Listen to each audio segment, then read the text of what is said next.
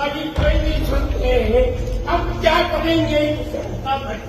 ये तस्वीर मध्य प्रदेश के मंदसौर की है, जहां किसान लूट लगाते हुए अपनी फरियाद लेकर कलेक्टर कार्यालय में जन सुनवाई के कमरे तक जा पहुंचा, इस आस में कि कलेक्टर बाबू ही न्याय कर दें।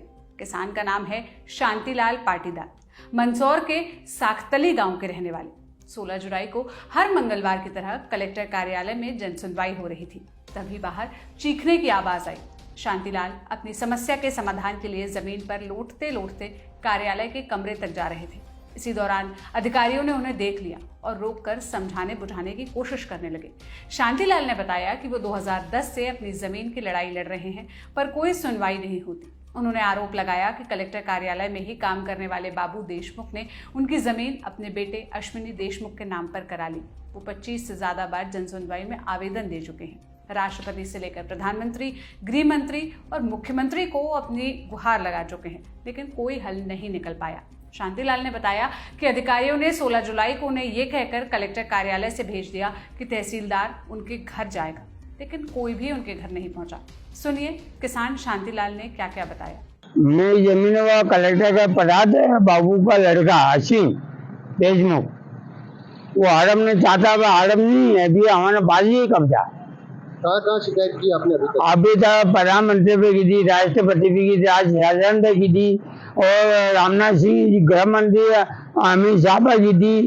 कोई सुनने का क्या नहीं है। अधिकारियों का क्या कहना है? अधिकारी का कहना कि हम कैसा हो तो आप बात करो, नहीं तो मत करो, ऐसा नहीं है तो हम बात किससे करें। सोशल मीडिया पर किसान का वीडियो वायरल होने के बाद कांग्रेस ने बीजेपी को आड़े हाथों लेते हुए निशाना साधा। एमपी में कांग्रेस के अध्यक्ष जीतू पटवारी ने सोशल मीडिया प्लेटफॉर्म एक्स पर लिखा, क्या मंदसौर के किसानों से सत्ता की दुश्मनी कभी खत्म नहीं होगी?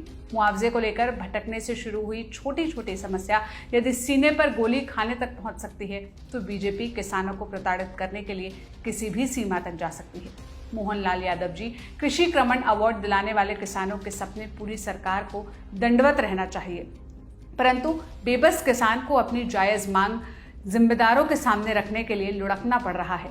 ऐसी सरकार और उसकी पूरी व्यवस्था को धिक्कार है। तुरंत पीड़ित की सुनवाई करें, दोषियों के खिलाफ कठोर कार्रवाई करें। आज तक से जुड़े आकाश चौहान ने इस विषय पर मंदसौर के जिला अधिकारी दिलीप यादव से बात की। जिला अधिकारी मंदसौर ने किसान शांतिलाल की जमीन पर अवैध कब्जा होने का जो बात है, जो दावा है, उसको नकारते हुए कहा कि संबंधित जमीन में से आधे हिस्से का मालिकाना हक संपत बाई एवं उनके परिवार के पास था। 2010 में संपत बाई ने अपना हिस्सा अश्विनी के पिता नारायण देशमुख को बेच दिया था, जिस पर आज तक शंकर लाल का ही कब्जा है। सुनिए उन्होंने क्या कहा। कल जनसुनवाई के समय श्री शंकरलाल पिता फूलचंद पाटीदार जी के द्वारा एक आवेदन दिया गया था, जिसमें यह उल्लेखित किया गया था कि ये हमारी जो जमीन है उसको बेचा गया है किसी के द्वारा। उस संबंध में प्रतिवेदन लिया गया, संबंधित तहसीलदार और एसडीएम से प्रतिवेदन लिया गया। प्रतिवेदन में यह निकल के आया सामने कि सर्वे नंबर 604 और 625 जो जिसका टोटल रकबा 3.52 हेक्टेयर है, उस पर शंकरलाल पिता फूलचंद जी का 1/2 भाग है और 1/2 भाग पे इनके सहखातेदार है, परिवार के अन्य सदस्य उनके नाम पे थी। इनके सहखातेदारों ने जो उनकी 1/2 जमीन थी उसको किसी अन्य तीसरे व्यक्ति को 2010 के आसपास बेच दी थी।